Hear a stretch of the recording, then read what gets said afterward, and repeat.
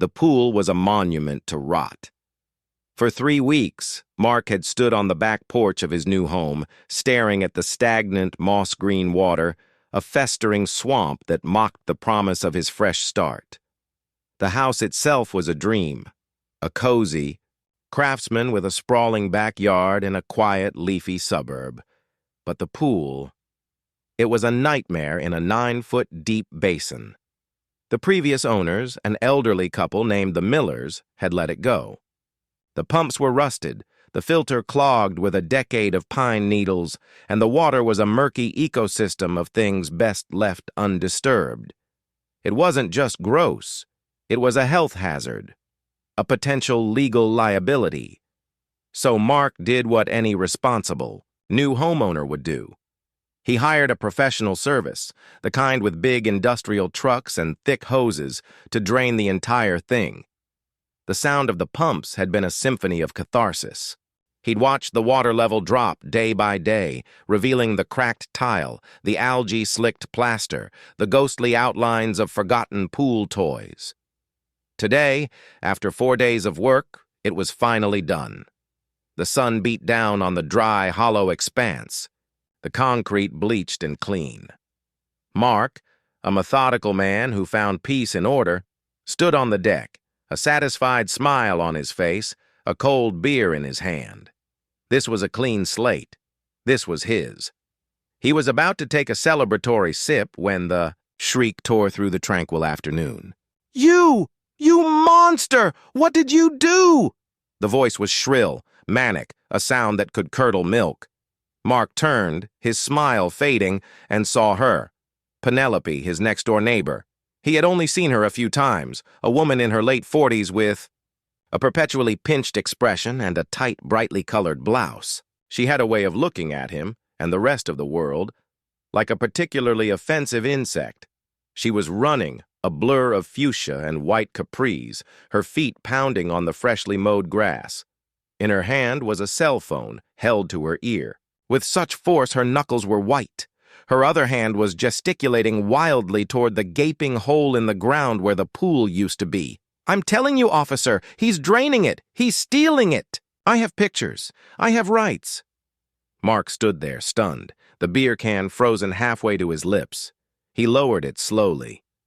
"Penelope," he said, his voice a cautious murmur. "What are you talking about?" She skidded to a halt at the edge of the pool deck, breathing heavily, her chest heaving with rage.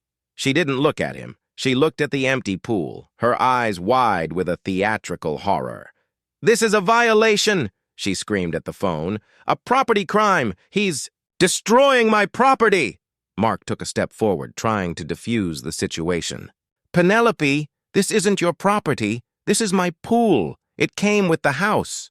She finally turned her gaze to him, and her eyes were a cold, furious blue. "Don't you lie to me. Don't you dare lie to me. The Millers promised me. This pool was part of my land. They promised me I could use it whenever I wanted. It's a verbal easement." The words hung in the air, ridiculous and unhinged.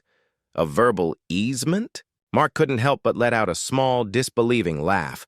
He immediately regretted it. Her face hardened, a mask of pure, unadulterated venom. "You think this is funny?"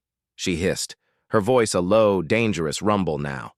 "You think you can just show up and steal what's mine? You think you can laugh at me? The police are on their way, you pig-headed simpleton. We'll see who's laughing then."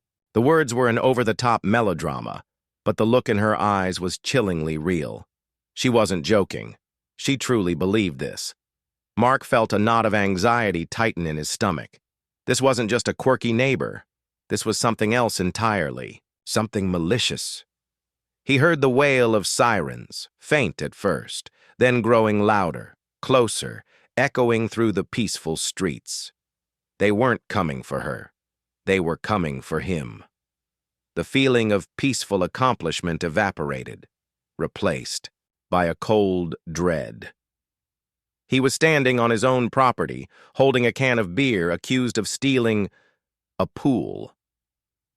2 patrol cars pulled up in front of the house, their red and blue lights flashing silently. 2 officers got out, a young man with a fresh haircut and a weary, older woman who looked like she'd seen it all.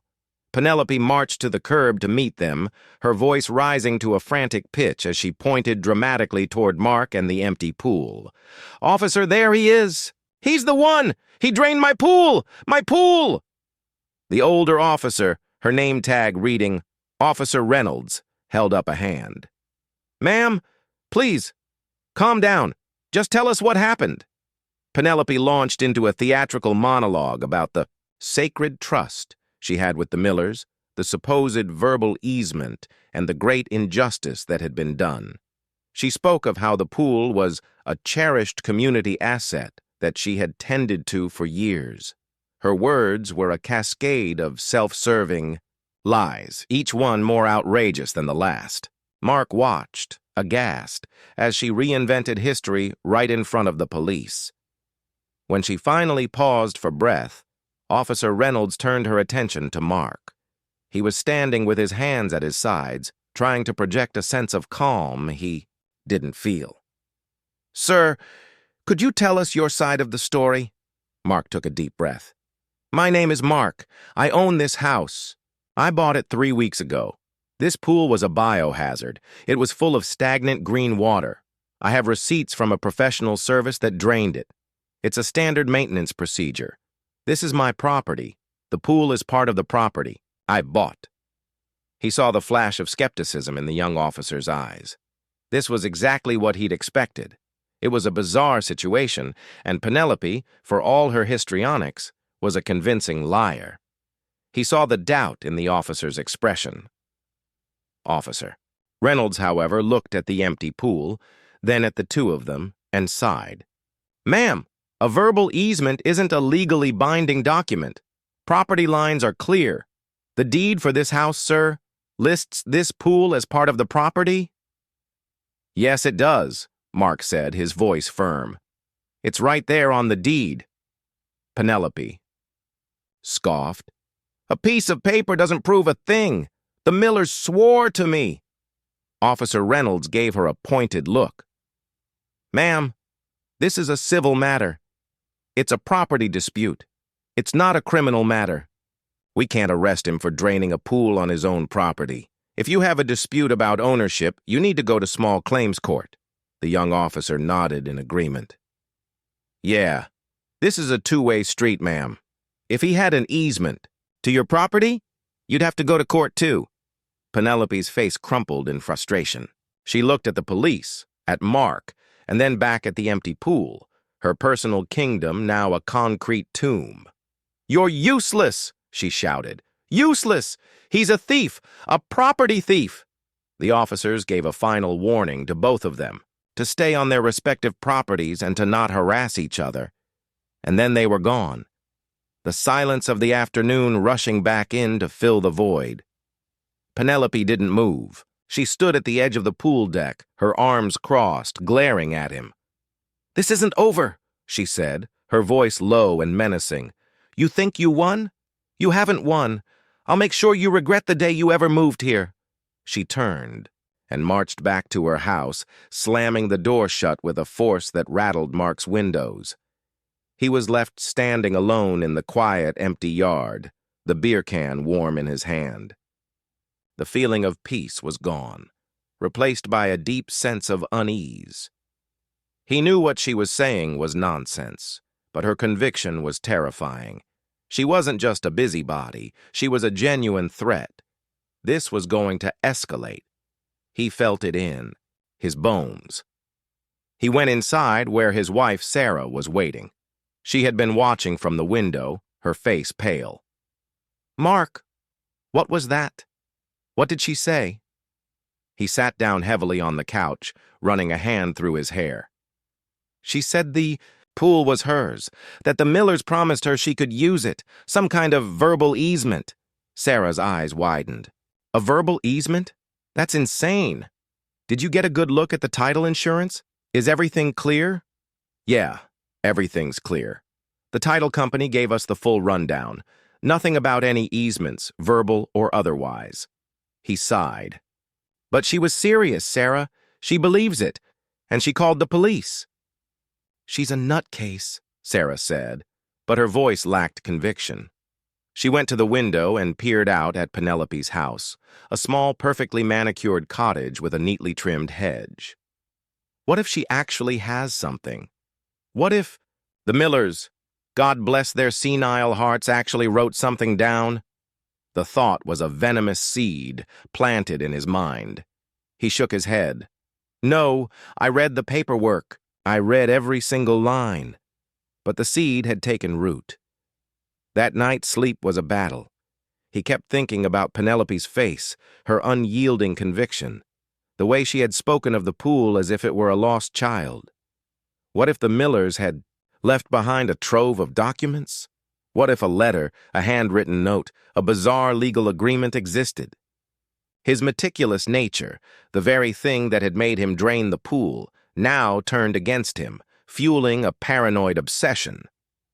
The next morning, his first call wasn't to work. It was to his real estate agent, a friendly woman named Gloria who had guided them through the entire process. He explained the situation, trying to make it sound as matter-of-fact as possible.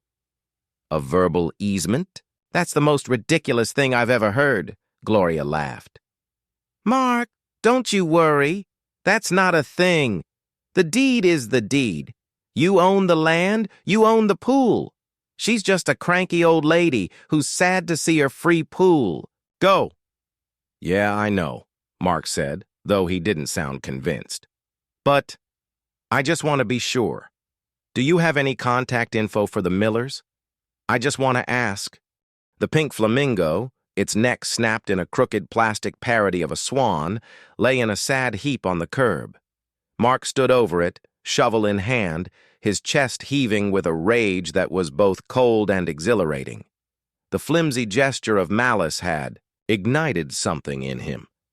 The passive dread he'd been living with was gone, replaced by a fierce protective fury.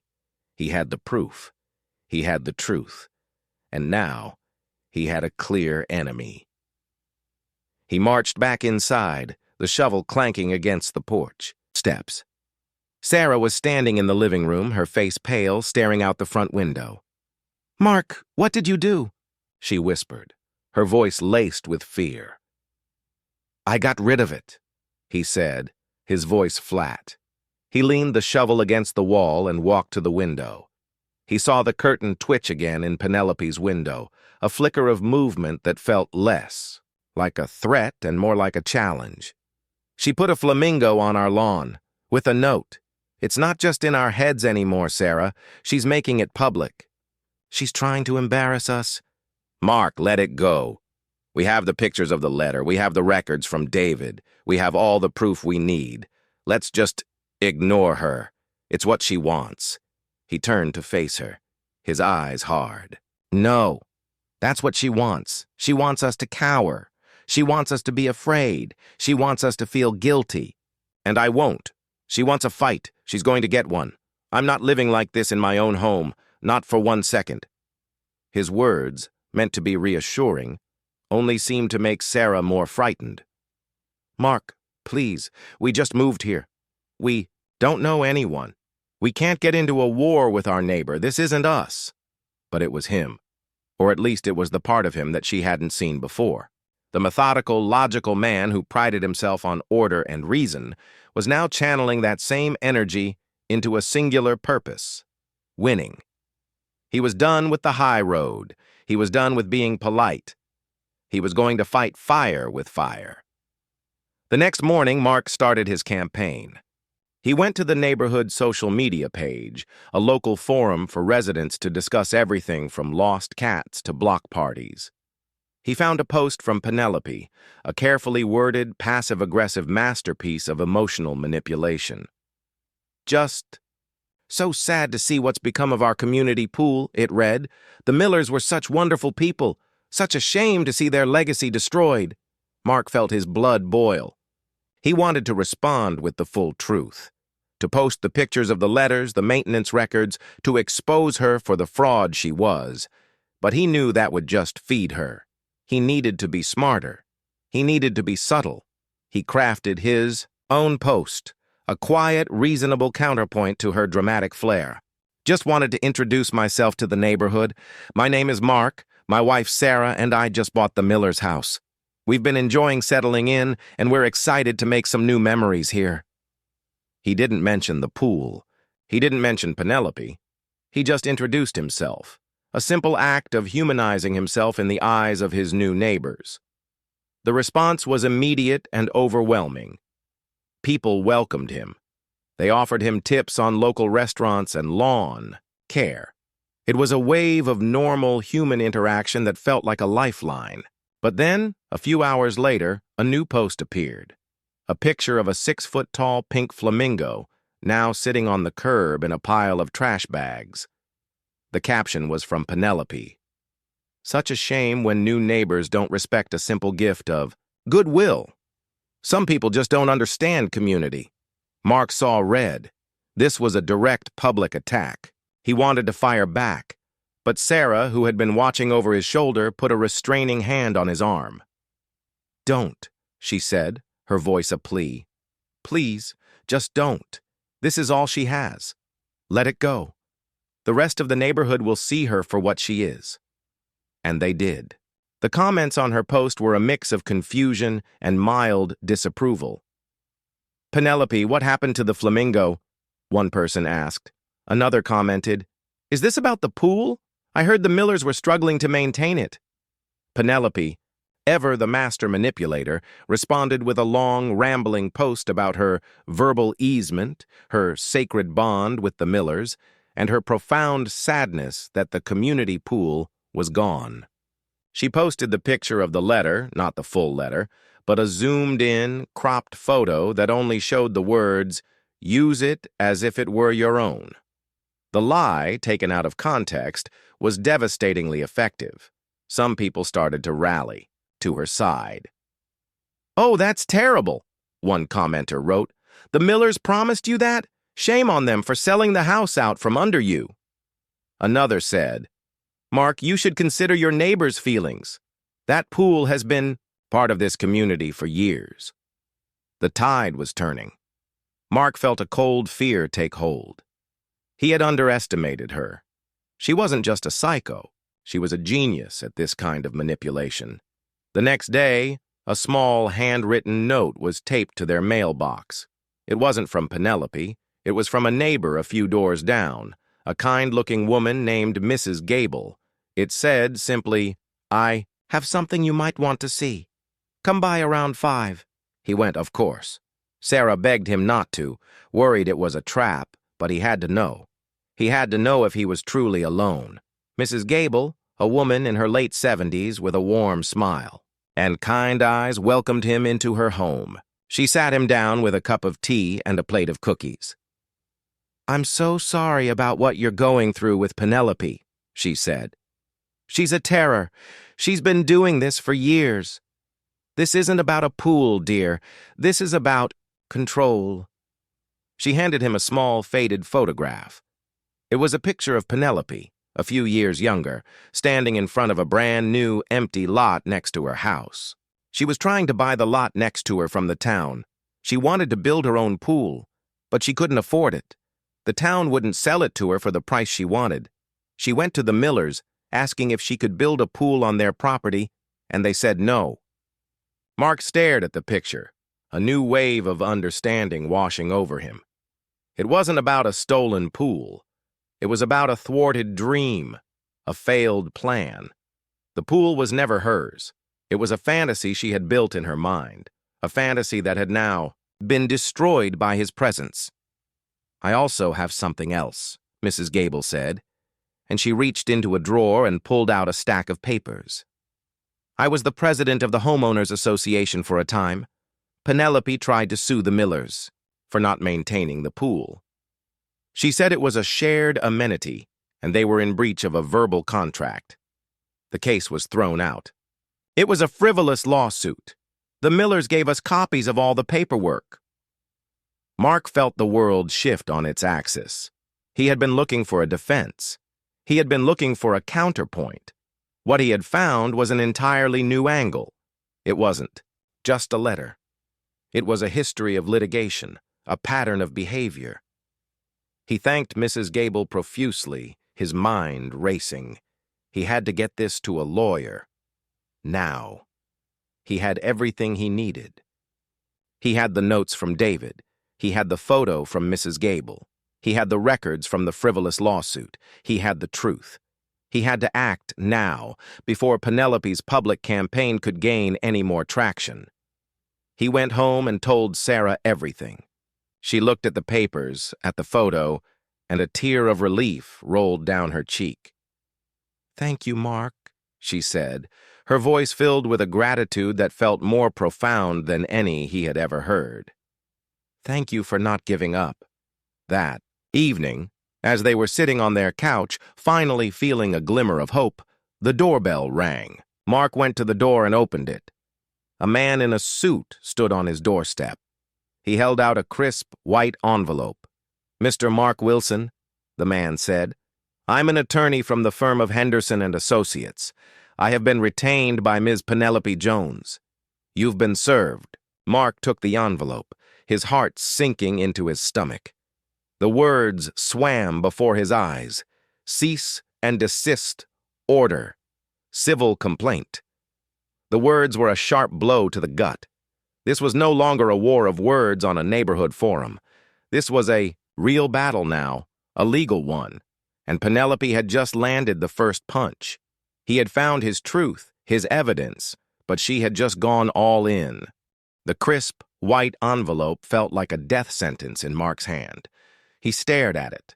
The words, civil complaint, a cold, hard truth that obliterated the fragile hope he had built with Mrs. Gable's help.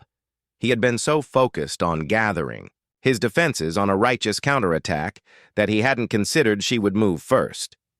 He closed the door, the click of the lock a sound of finality, and walked back to the living room, where Sarah was watching him, her eyes wide with a question she was afraid to ask. He didn't need to say a word. The look on his face, the way his knuckles were white as he clutched the envelope, told her everything. "She's suing us," he said, his voice a low, hollow whisper. "She's actually suing us." Sarah stood up, her hand flying to her mouth. She took the envelope from him, her fingers brushing his, and Mark felt a spark of solidarity, a shared fear that was both terrifying and comforting. She read the complaint, her eyes scanning the legalese that twisted Penelope's fabricated grievances into a seemingly legitimate case. The document was a masterwork of manipulation, a careful weaving of half-truths and emotional appeals. It cited the verbal easement and the handwritten letter as a binding agreement, claimed Mark's act of draining the pool was a malicious act of property destruction, and even included a claim of emotional distress due to the loss of her community amenity. "This is insane," Sarah said, her voice shaking. "She's a liar, a total unhinged liar." "I know," Mark said, his jaw tight. He felt a surge of rage, cold and focused. "But she has a lawyer, a professional. She's turned this into a real thing. This isn't a fight on the neighborhood forum anymore. This is a real war." The next day, they were sitting in a sterile, impersonal office with a man named David Chen. Chen was a small, unassuming man with kind eyes and a tired, knowing smile. He listened patiently as Mark laid out the entire story, from the pink flamingo to the frivolous lawsuit, presenting the photos of the Miller's letter and the maintenance records as proof. He looked at the civil complaint with a clinical detachment, as if it were a particularly interesting biological specimen. "So," Chen said, leaning back in his chair and steepling his fingers, "this is a classic nuisance suit. The goal isn't necessarily to win, but to harass you, to bleed you dry with legal fees, and to make your life so miserable that you just give her what she wants. She's banking on you being a young couple who can't afford a protracted legal battle." "But we have the evidence," Mark insisted, the righteousness of his position feeling like a shield. "The Miller's son said the letter isn't a legal document. Mrs. Gable has a history of her trying to sue the Millers. We have everything." Chen smiled, a small, weary curve of his lips. "You have a great case, Mark. you have a mountain of evidence that paints a very clear picture of a vexatious litigant. We'll countersue for harassment and emotional distress. We'll show the court exactly what she's been up to." He paused, his gaze hardening. "But we're fighting a narrative here. We're fighting a story she's been telling for years. She has a deep-seated belief that she's the victim, that she was wronged, and she's very good at convincing other people of that." Chen's words proved prophetic. The legal battle began, and Penelope, emboldened by the formal proceedings, took her campaign to a new level. The neighborhood forum, which had quieted down, reignited with a furious debate. Penelope's lawyer, a sharp-tongued woman named Janice Henderson, filed a motion for a temporary injunction to force Mark to refill the pool, claiming it was a historical community asset. The motion was swiftly denied, but not before Penelope posted a screenshot of the filing, painting herself as a martyr fighting for a just cause. Mark and Sarah felt the social pressure mount. Neighbors who had once been friendly now crossed the street to avoid them. An anonymous note appeared in their mailbox. "Fill the pool, Mark. Leave the crazy lady alone." The hostility was quiet, subtle, but deeply unsettling. One afternoon, a letter arrived. It was a formal notification for a pre-trial deposition. It was set for the following Tuesday. Mark was to be deposed by Penelope's attorney, and Penelope was to be deposed by David Chen. He would have to sit in a room with Penelope and her lawyer and answer her questions under oath. He felt the familiar knot of anxiety tighten in his stomach. This was the moment of truth. The deposition was a tense, uncomfortable affair. The room was small, with a video camera in the corner and a stenographer whose fingers flew across a keyboard, documenting every word. Penelope sat across from him, her face a mask of righteousness, a small, self-satisfied smirk on her lips. Her lawyer, Janice Henderson, was a woman in a severe black suit, her hair pulled back so tightly it seemed to pull at her face. Henderson began, her voice a low, even monotone. She grilled Mark on the details of the purchase, the state of the pool, the draining process. She twisted every word, every statement, every fact into a weapon. "So you admit that you knew the pool was a significant feature of the property?" she asked. "You admit that you drained it without consulting Ms. Jones?" "I had no legal obligation to consult Ms. Jones," Mark said, his voice steady. "The pool is on my property." "But you were aware of her emotional attachment." "To the pool, were you not? You were aware that the Millers, in their generosity, had allowed her to use it for years. Is that correct?" "I was not aware of any such arrangement," Mark said, his heart pounding. "The property deed lists no such easement." The deposition was a game of semantics, a battle for the narrative.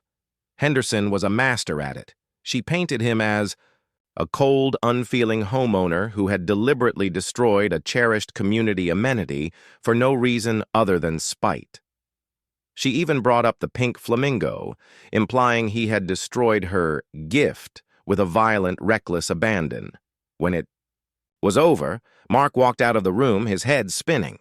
He felt defeated, exhausted. He had told the truth, but it felt like a lie in her hands. The next day, it was Penelope's turn to be deposed by David Chen. Mark sat with Chen, a silent spectator watching as the lawyer slowly, meticulously began to unravel Penelope's web of lies. Chen started with the basics, establishing her relationship with the Millers, her use of the pool. Then, he brought out the handwritten letter, the one that Penelope had so proudly shown him, and read it aloud. "We promise to do what we can to get it back up and running next season. Please feel free to use it as if it were your own until then." Chen's voice was calm, dispassionate. He looked at Penelope, his eyes piercing. "Ms. Jones, you've claimed this letter is a binding contract. But the phrase, 'until then,' seems to indicate a temporary, not a permanent agreement. Wouldn't you agree?" Penelope's face was a study in fury. No! You're twisting my words and my intentions. They promised me. Chen didn't flinch. He produced the maintenance records Mark had found, the receipts for 2 years of failed repairs, and read from Mrs. Miller's notes. Pool is in disrepair. Penelope is complaining again. Can't afford to fix it. He looked at Penelope. You were aware they were struggling to maintain the pool, were you not? You were aware they were not getting it back up and running? You were aware that this promise was never fulfilled? Penelope's composure began to crack. She stammered. She denied. She tried to deflect. But Chen kept going, a relentless force of logic and fact.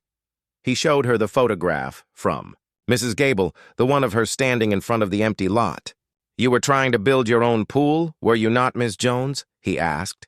You were trying to sue the Millers for the same thing years ago, were you not?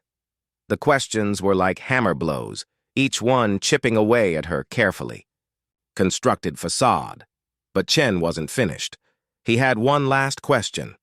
Ms. Jones, you've spoken at length about your verbal easement, a claim that your attorney, a well-respected professional, has seen fit to file a civil complaint based on. You've claimed this was a sacred trust, a verbal agreement, an unbreakable promise. Is that correct?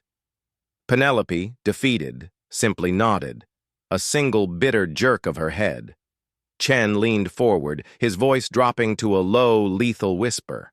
Then why, Ms. Jones, did the Millers' attorney send you a certified letter dated 3 years ago explicitly stating that they were revoking your permission to use the pool due to your unacceptable harassment and unreasonable demands, and that all future communication must go through their legal counsel? The question hung in the air, a final, fatal blow. Mark's jaw dropped. Sarah had been right. He had been looking for a defense. What he had found was a pattern of behavior. What David Chen had found was the end of the line. A final, definitive, legal document sent by a lawyer that completely contradicted every single word of her testimony. Penelope's face went white. She looked at her lawyer, a silent plea for help, but Janice Henderson just sat there, her face a mask of shock and professional disappointment.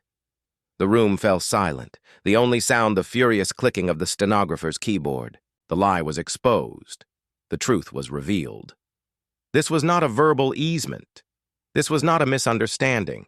This was a lie, a delusion, a meticulously crafted fraud, all because of an empty lot and a thwarted dream. The deposition was over. The battle was won. But the war, Mark knew, was just beginning. And Penelope, cornered, humiliated, and exposed, was now more dangerous than ever. The phone slipped from Mark's clammy hand and clattered onto the hardwood floor. Sarah was standing in the doorway, a mug of tea in her hands, her expression a mixture of worry and confusion. He felt her eyes on him, but he couldn't meet them. The world had gone quiet, the only sound the frantic buzzing in his ears. A letter. A handwritten, signed letter from an old woman with a kind heart, a letter that in the hands of a sociopathic neighbor had just become a weapon. It wasn't. A legal document, David Miller had insisted, but that didn't matter. Penelope didn't care about the law, she cared about leverage. She had a piece of their history, a narrative fragment she could use to twist this into her own personal tragedy. Mark? What is it? What did he say? Sarah's voice was soft, concerned, but it couldn't cut through the rising panic. He knelt, picking up the phone, his fingers trembling. He said his mother wrote her a letter, a handwritten letter, promising she could use the pool. Sarah's mug clattered back onto the counter. A letter? Mark, what does that even mean? Is it legally binding? Did we miss something? In the paperwork? No. No, it's not legally binding, Mark said, his voice raw. He stood up and began pacing, the carpet feeling like shifting sand beneath his feet. That's what David said. It's just, his mom was too kind, too weak to stand up to Penelope. She felt guilty for not having a pool of her own or something. So she wrote her this letter. David tried to talk her out of it, but she wouldn't. Listen, and Penelope has it. She showed it to him once, he said. Her proof. Sarah came to him, putting a hand on his arm. Okay, deep breaths. A letter is not a deed. It's not an easement. It's a note. It means nothing in a court of law. You don't get it, Sarah, Mark said, pulling away. He walked to the window and stared at Penelope's house. The curtains were drawn, a stark white wall against the afternoon sun. She called the police. She's already escalating this. To her, that letter is everything. It's the moral high ground. It's her entire narrative. And she's going to use it.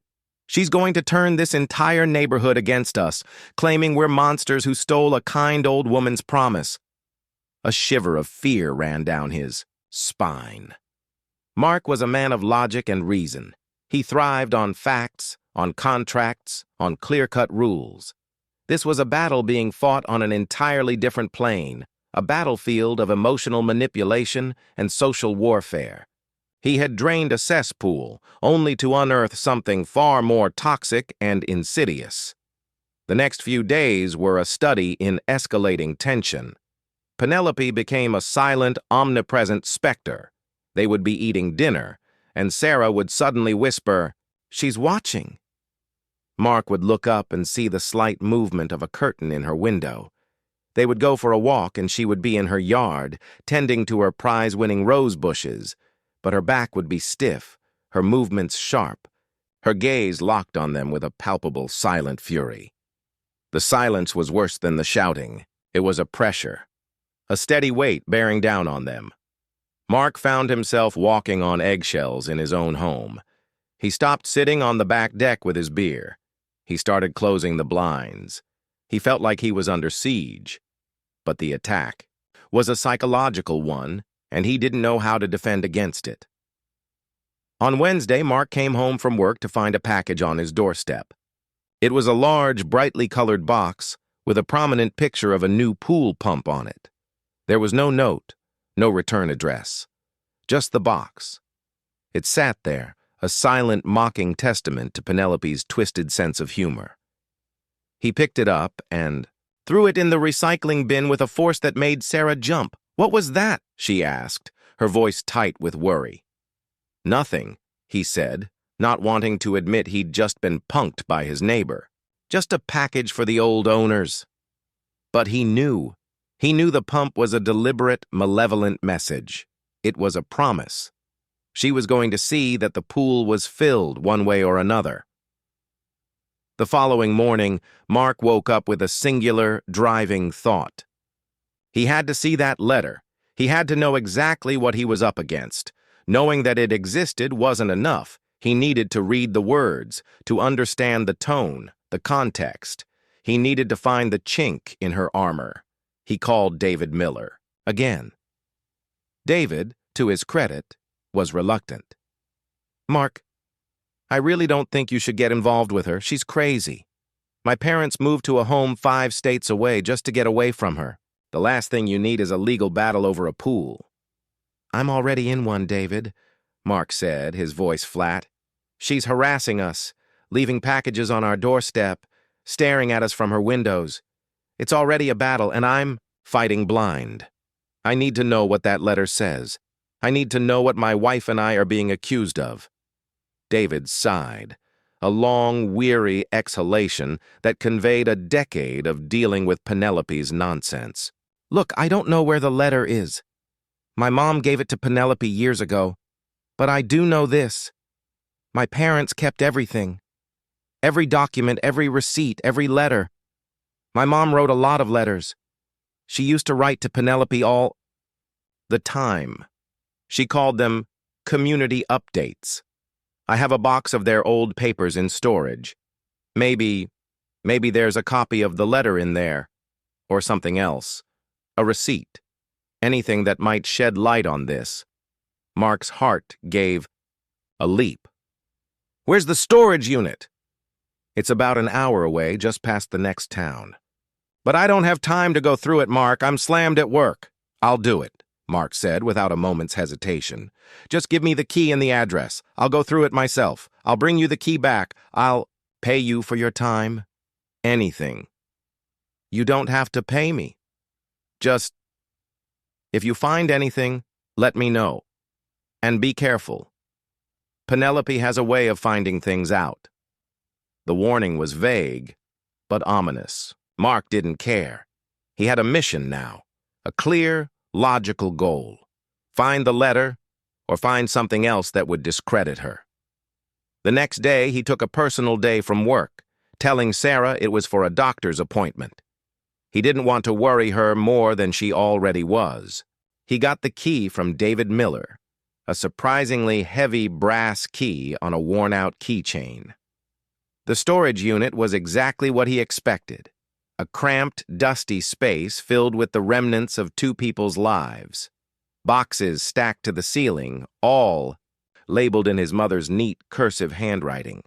He spent the next 4 hours sifting through a sea of memories, old photo albums, tax returns from 1987, a box of tangled Christmas lights, a detailed record of every plant his mother had ever bought for her garden.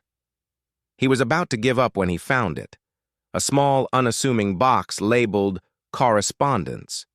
He opened it, and his heart sank. It was full of letters, cards, and notes. He flipped through them, looking for Penelope's name, and found it in a thick stack of envelopes, all addressed to Ms. P. Jones. He read the first one. It was a friendly note about a recent neighborhood potluck. The second was about her, rose bushes. The third, his hands began to tremble. It was a note about the pool. It wasn't a promise. It was an apology. "Dearest Penelope," the note read, in a frail, spidery hand. "We're so sorry about the pool this year. It's gotten to be too much for us to maintain. As you know, we love sharing it with you, and we're so sad that it has fallen into disrepair. We promise to do what we can to get it back up and running next season. Please, feel free to use it as if it were your own until then. We know how much you love it." It wasn't a promise of permanent use. It was an apology for a temporary issue. It was a fleeting sentiment, a wish for the future that had never come to pass. But he knew, with a sickening certainty, that in Penelope's mind, this note was her proof. This was her entire claim. The words, "Use it as if it were your own," were all she needed to hear. He took a picture of the note with his phone. Then he found what he was really looking for. A small, neat folder labeled Pool Maintenance Records. He opened it and his eyes widened. It was a meticulous record of every pool service, every filter change, every chemical test his mother had ever done. It was an exhaustive record of their attempts to maintain the pool. He found receipts for the last 2 years that were dated, signed, and clearly indicated they had not been able to afford the full maintenance. The notes were from his mother. "Pool is in disrepair. Penelope is complaining again. Can't afford to fix it." The receipts confirmed his suspicion. The Millers were not only not maintaining the pool for Penelope, they were struggling to maintain it for themselves. The handwritten letter was a lie, a fabricated fantasy that was being propped up by a few handwritten words. He drove home, the camera roll on his phone holding the key to his peace of mind. He was no longer fighting blind. He had the facts. He had the truth. He felt a surge of righteous anger, a cold, hard resolve. He would not be pushed around by this woman. He would not let her bully him out of his own home. He would not let her manipulate this situation. But when he pulled into his driveway, he saw it. It wasn't a package. It wasn't a note. It was far more insidious and far more cruel. A 6-foot-tall, bright pink flamingo lawn ornament had been placed directly in the middle of his front lawn. It was a cheap plastic thing, but it was planted so deep in the ground that he knew it would take some serious effort to get it out. And on the base, scrawled in thick black permanent marker, were the words, "A gift for the new owners of a stolen pool." He stood there, staring at the pink flamingo, the symbol of everything he despised, the petty, vindictive nature of her attack. It was no longer a silent war. It was a coup. The silence that followed David Chen's final question was a palpable, living thing. It was heavier than any of Penelope's screams, more damning than any of her lies. The furious clicking of the stenographer's keyboard was the only sound. A relentless, mechanical documentation of a woman's public downfall. Penelope's face, once a mask of self-righteous fury, was now a portrait of utter defeat. Her lawyer, Janice Henderson, stood up, her face a stone of professional indignation. "The deposition is concluded," she stated flatly, gathering her papers with a speed that suggested she wanted nothing more than to distance herself from her now discredited client. Mark and Sarah left the courthouse with David Chen, the air outside feeling clean and cool against their skin. The weight that had been pressing down on them for weeks had finally lifted. The lawsuit would be dropped. The truth was out. But as they drove home, Mark couldn't shake the image of Penelope's face. It wasn't just a look of defeat. It was a look of pure, unadulterated hatred. She had lost her narrative, and a cornered animal was always the most dangerous. The next few days were quiet, too quiet. The curtains in Penelope's window remained drawn. There were no more pink flamingos, no more anonymous notes, no more frantic posts on the neighborhood forum. The silence was a new kind of terror, a vacuum that Mark knew she would soon fill, with something far more sinister. He installed security cameras around the perimeter of the house, a preventative measure that did little to soothe his unease. On a Saturday afternoon, Mark was in the garage, sorting through tools, a sense of cautious normalcy returning to his life. Sarah was inside, finally daring to open the blinds in the living room. It was then that Mark heard it, the sound of water. Not a trickle, but a sudden, heavy gush. He ran out of the garage, his heart leaping into his throat, and looked at his backyard. Penelope was standing on his pool deck, holding a fire hose. The nozzle was aimed at the empty pool, and water, a violent, muddy torrent, was gushing from it, carrying with it a slurry of dirt and leaves. She was soaking wet, her hair plastered to her face, a wild, manic grin on her lips. She wasn't aiming for the pool. She was aiming for the side of the yard where the drain was located. She was flooding his property. "I'll fill it for you," she shrieked, her voice a demented laugh. "I'll fill it. I'll give you a pool. A community. Pool!" Mark stood there frozen in shock. The sheer lunacy of the act, the petty, malicious joy on her face, was beyond anything he could have imagined. He ran to the hose spigot and turned the water off with a furious twist.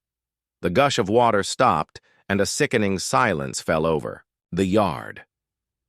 Penelope, her breath coming in heavy gasps, looked at him, her eyes burning with a triumph that was as terrifying as it was pathetic. "What's the matter, Mark?" she taunted. "Don't you want your pool?" It was then that Mark saw the second hose, a smaller one, running from a second spigot on her house, a separate stream of water flowing directly into the deep end of his empty pool. He had only been able to stop one of them. He ran to the fence, his mind racing. He had to get over there, had to stop the water, had to stop her. He was about to climb the fence when he saw it. A small, white piece of paper, caught on the rusted grate of the empty pool's drain. He had a sudden, terrifying realization. He had seen that paper before. It was a certified letter, the letter David Chen had described. He had been so focused on getting rid of the water that he hadn't noticed her planting the evidence. He looked at Penelope, who had finally noticed. His gaze and her triumphant grin evaporated, replaced by a look of pure animal fear. Just then, 2 police cars, their sirens wailing, pulled up to the curb. It was Mrs. Gable, of course. She had seen the fire hose from her window and called the police, and this time, the officers who came were not skeptical. They had been briefed. They had seen the civil complaint. They knew what they were dealing with. As the officers walked into the yard, Mark pointed to the drain. "Officer," he said, his voice hard, "she just tried to tamper with evidence. She was trying to get rid of a letter she received from the miller's lawyer that proves she was lying." Penelope, her face a mask of panic, turned to Mark, her hands clasped in front of her. "That's a lie! I wasn't doing anything! He's harassing me!" The officer, a tall, calm man with a stern face, ignored her. He looked at the white piece of paper caught on the drain, and then he looked at the second hose, still gushing water into the empty pool. The absurdity of the situation, a woman trying to flood a neighbor's yard with a fire hose and a garden hose, was not lost on him. "Ma'am, put the hose down," the officer said, his voice flat. Penelope dropped the hose, her shoulders slumping, in defeat. The officer walked over to the pool, and with a gloved hand, he carefully pulled the piece of paper from the drain. He read it, his eyes scanning the formal language, the certified postmark, the signature of the miller's attorney. He looked at Penelope, then at Mark, and a quiet sense of finality settled over the yard. "Ma'am, you're under arrest for destruction of property and filing a false police report," the officer said, his voice calm and firm. "Anything you say can and will be used against you in a court of law." As they led her away, Penelope looked at Mark and Sarah. Her face was a ruin of rage and humiliation. She had lost. She had lost her fabricated reality, her claim to the pool, and now her freedom. She was being led away in handcuffs, a criminal, a liar, a harasser. And the proof of her malice, the very thing she had tried to destroy, had been caught by the very pool she had tried to claim as her own. She had been defeated, not by a lawsuit, but by a drain. The final scene of the story was the quiet of the empty pool. The water from the hose now a still puddle in the deep end. The certified letter lying on the ground, a testament to a woman's delusion. And Mark, standing with Sarah, his hand in hers, finally felt the true peace he had been searching for. The pool was still empty, but now it felt like a promise, not a problem.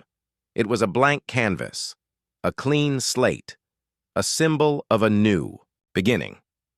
The pool was empty, but their home was full, and it was finally, truly their own.